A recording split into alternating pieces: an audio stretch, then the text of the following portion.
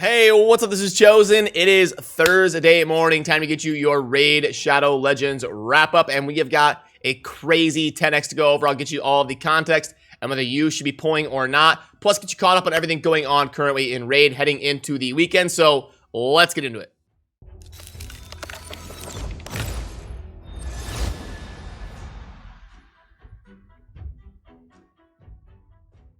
Alrighty, so first of all, let's go ahead and just cover the 10x. That's the biggest thing to get you today and as far as raid knowledge. So Plarium is going to be going by the normal rotation. We had a 2x last weekend, so now they're going to be doing a 10x, and we just found out this morning what champions are going to be in the 10x. Now, do not take this video as the 10x being live. If you go under the events tab, you can see here, summon, rush, and there will be a countdown. That should be pretty close to coinciding with the launch of the 10x. But as always, if you're going to pull, you want to go to the portal, click the eye, and then down here in the empty space, you will see all the champions in the 10x. And those champions are Raglan, Lysandra, Prince Kymar, Lonicus the Chosen, and then the epics are Golden Reaper, Old Hermit Yorg, Deacon Armstrong, and Sachi. So now let's go through each one really quickly, and I'll give you my thoughts on them individually.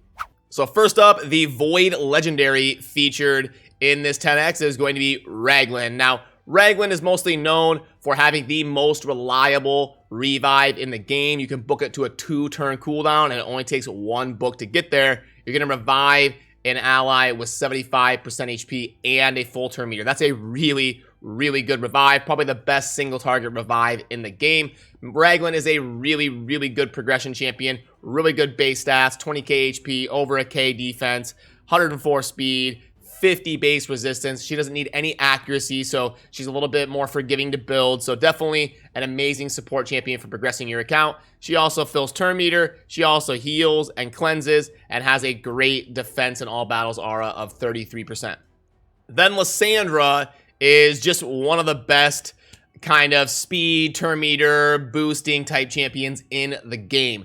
She has the best ally speed aura of 24% in all battles. I believe she may be tied, like Fushan has the same aura, but all battles, 24% speed is one of the best auras in the game. And then her Energize ability is super famous. Gonna place the big version of increased speed in all allies for 2 turns, fill the turn meter of all allies by 30%, and then also decrease the turn meter of all enemies by 30%. That's one of the most insane boosting abilities in the game. She can also deplete enemies' turn meter here on the A2, and then she'll do some transferring of all debuffs. But she's definitely famous for her aura and her A3 here. And then we've got Prince Kymar. Every account wants to have a Prince Kymar because he unlocks so many different speed farming builds and really helps you lower your clear times on certain dungeons. He's amazing in the Doom Tower. He pairs amazing with Seer. You get those Seer nukes to reset everything and then go again on the next wave, and then boom, you're at the boss. And also, some people forget, Prince Kymar has a 30% arena speed aura, so definitely an amazing arena aura, and he's most notably known for this A3 here that resets the cooldown of all ally skills. And then some people forget that it also fills the turn meter of all allies by 20%, except for him. So then the rest of his kit does have a lot of utility. He's got 2 AoE abilities besides that, and one is going to do AoE buff strip plus place a sleep, and that's on a 3-turn cooldown. So like that ability is insane in its own right. Then you've got an A1, as long as it's critting, is going to place AoE poisons. So lots of different things you can do with Kymar. You can go like the stun set. You can go relentless to cycle through those cooldowns, reflex to cycle through the cooldowns. Just unlocks so many different things you can do on your account. For that reason, Kymar is one of the best and most impactful legendaries for someone to pull. And the last legendary featured in this 10x is going to be Lonicus the Chosen. Now, Lonicus is famous for unlocking damage potential, blender comps, and just cranking out because of the team up with 3 random allies to attack a single enemy. They use their default ability, but she'll also fill the turn meter of all allies by 30%, and she is a buff extender, the ally buff extension by 1 turn. So lots of fun things you can do with Kymar, and if you really synergize a team around her, you can unlock insane value.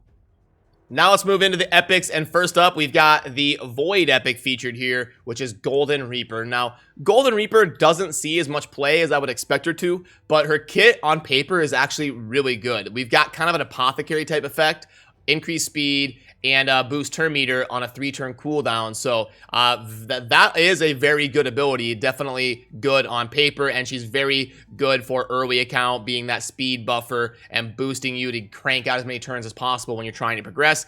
She also has AoE decrease attack, so helping the sustain of your team. And then the A1 is going to reduce the cooldown of an ally's skills by 1 turn. So you want to build her as fast as possible, crank out those turns, cycle through to the boost as much as possible, and lower cooldowns on the A1. Next up is Old Hermit Yorg. Now, Old Hermit is a very new champion to raid, and most notably known for being really good for the Orc faction wars, because you've got the A3 here that revives 2 random allies with 60% HP, fills their turn meter by 40%, and places Perfect Veil on them for 2 turns. So definitely a really good addition to a progression Orc faction wars team. Then for Sachi, obviously one of the newer champions also, because of being a Shadowkin epic. And the cool thing about Sachi is we've got an AoE A1 and a really good base speed. So you can build a high speed stun set to really lock down waves. And also in a high resistance team, you've got that AoE decrease accuracy here on the A1. Then for the boss fights and stuff like that, you've got Leech basically permanently. You can get this to a 2-turn cooldown by increasing crit rate, placing Leech. And then we're going to get increase in attack on all allies and fill the turn meter. You want to get crit on her for sure. And then we've also got revive an ally when she gets a kill. So somebody dies during the waves or something, Sachi can go ahead and pick them up. So a really good option here for speed farming some faction wars. Then the last epic in this 10X is going to be Deacon Armstrong. But last but definitely not least, Deacon is insane. Definitely a top 10 epic in the game. Maybe top 5, depending on who you ask and what you're kind of basing that ranking on. I actually did a video on Deacon recently. If you want to see that, I'll try to remember to link to that over there. But yeah, he's an epic that gets an all battle speed aura of 19%. Insane aura for an epic. And then this ability here is basically a set bonus. You're going to fill the turn meter of all allies by 15%, decrease the turn meter of all enemies by 15%, kind of similar to Lysandra there, just a lesser version of it, but you're going to get an extra turn, and it's a 3-turn cooldown. So this is basically a set bonus. Like every time it comes up on cooldown, it's just a free turn. It's like a relentless proc every time. And then you go into the AoE attack that also defense breaks on a 3-turn cooldown. So he's got an insane ability rotation. You've got 3-turn extra turn, then a 3-turn, and then the A1 placing Leech to help you sustain everybody, constantly slapping those leeches on everybody. So yeah, Deacon is an insane epic and so good for account progression and obviously amazing for Sacred Order faction wars. So definitely one of the better epics they've come out with recently. So that covers the champions that are in the 10X, and remember, here is your countdown on the Summon Rush clock and events for when that will be live. Then everybody obviously wants to know, should you pull? You know what? For high spenders that don't have Prince Kymar, I would say it's definitely worth, because you've got a chance to get Kymar and you can also get Lysandra. So for high spenders without Kymar and even Lysandra, yeah, it might be worth pulling until you get a legendary, just to see if you can slam and hit that 10X on one of those, because that is really impactful. For some of the more early to mid game players that maybe aren't high spenders, I like to recommend using 10Xs as epic chasing events, because that's a lot more realistic to acquire. So if you don't have Deacon and you're looking to progress your account, I think he's definitely worth pulling to see if you can get a few epics off like Ancient Shards or something, or maybe a couple Sacreds, and really get Deacon, because that can be a huge addition to your account if you're still in the progression phase trying to push forward and you don't have a good meter booster, because he can do that while also doing the AoE defense break. He basically fills the roles of 2 champions in each team that you're building for progression. So that's how I like to go about recommending 10Xs, especially ones that are pretty good like this. You've got Kymar, Lysandra, and Deacon, I would say, are the 3 crown jewels of this 10X. So I guess my all-encompassing recommendation is save your Void Shards for the next 2X. Yes, Raglan is good, but I would rather save the Voids for a 2X and get a lot more value out of them. Maybe if there was like a Siffy or something, it might be different, but Raglan is amazing, but I'm still gonna lean towards recommending holding off on Voids till the next 2X. But Ancients and Sacreds may make sense to pull a few, given what I said a little bit ago about the Kymar, Lysandra, and Deacon. Then as we get you caught up on what's going on in game currently, remember the Doom Tower is about to finish, so you've really got to focus on those secret rooms and on the progression through the tower to get as high as you can, to get as many stages cleared as you can, because it is going to be ending in less than 2 days. So that clock is down there on the bottom right. You can see really important to focus on the Doom Tower right now on that final push for it before it resets. Under the tournaments tab, we're going to be having a spider event going on for the next couple days. It's pretty par for the course, and right now is kind of the calm before the storm. Remember, we've got a fusion launching in about 4 days next Monday to kick off next week. So start kind of pooling up resources and preparing to go after the Dwarf Fusion that's going to be coming our way. We already know the kit and the aesthetic. I did cover it in the last wrap-up video. I don't think I can link to another card up there, but I did cover it recently on my channel. I did a dedicated video really going over the Dwarf and all the new champions coming to Raid. So remember, we've got that starting next week. A good opportunity to kind of keep track of some of your resources and catch up a little bit. But there is also the classic arena takedown right here. Pretty normal, not a whole lot to cover there. And then the 12th year anniversary.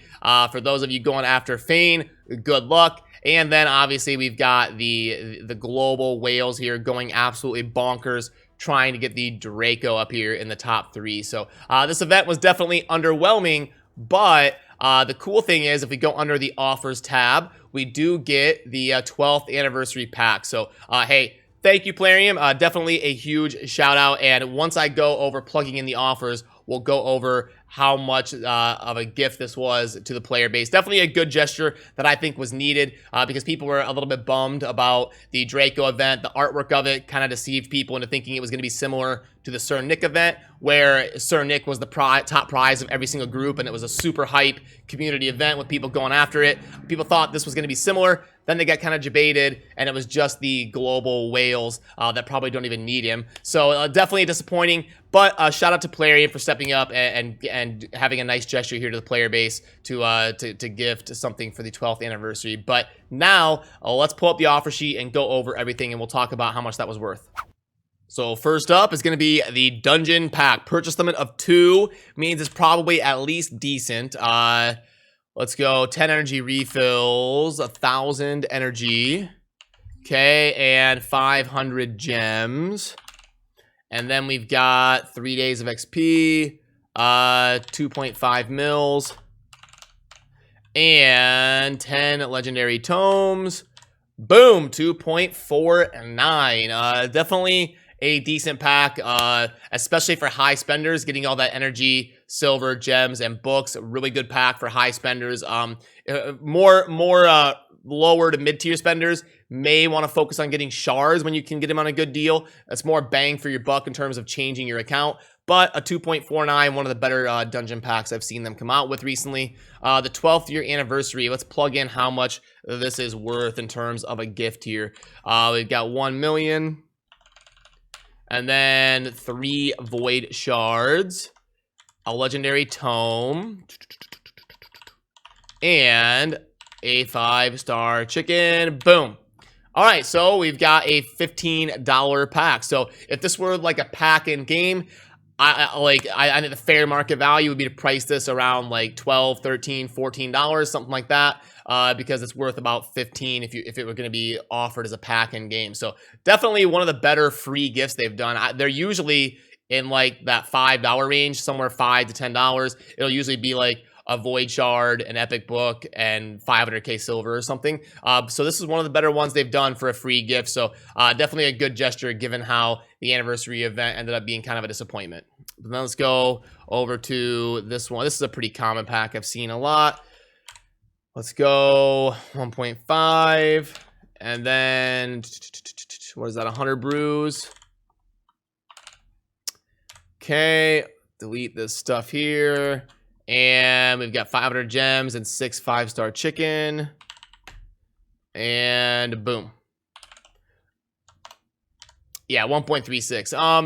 I don't really like that one. The monthly pack is a 2.5 about. The daily 25 for 6-star crit damage, just way too expensive. So yeah, the most notable thing, the dungeon pack is actually pretty decent in terms of what we normally see from them for dungeon packs like this. And then the 12th year anniversary, thank you, Plarium. Good job stepping up to the plate and doing that for the community.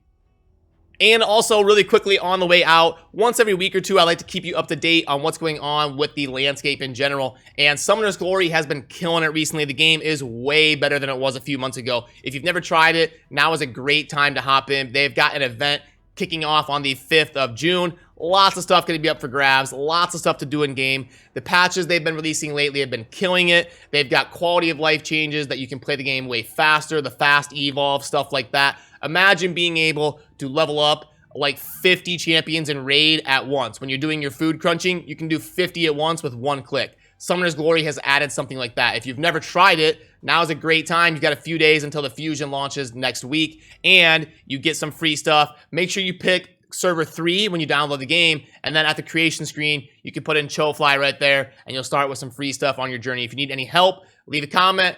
Reach out to me on Discord. I am happy to answer any questions and help you guys along the way. Just wanted to let you know that Summoner's Glory has got some big stuff coming up as well for those of you interested in that. All right, that'll do it for what I wanted to get covered in this video. Remember, tomorrow we've got the 10X. The champions will be listed over there in the dead space of the portal. It'll be Raglan, Lysandra, Prince Kymar, Lonicus the Chosen, Golden Reaper, Old Hermit Yorg, Deacon, and Sachi. So if you're going to be pulling for any of those champions this weekend, good luck. And if you're watching this video right when it comes out, down below in a pinned comment, I will be live on Twitch for the next few hours if you want to come say hi. We'll be doing quizzes, hanging out, playing some raid, and talking about this stuff going on in game. So, as always, thank you for watching. Have a good rest of your day. Peace.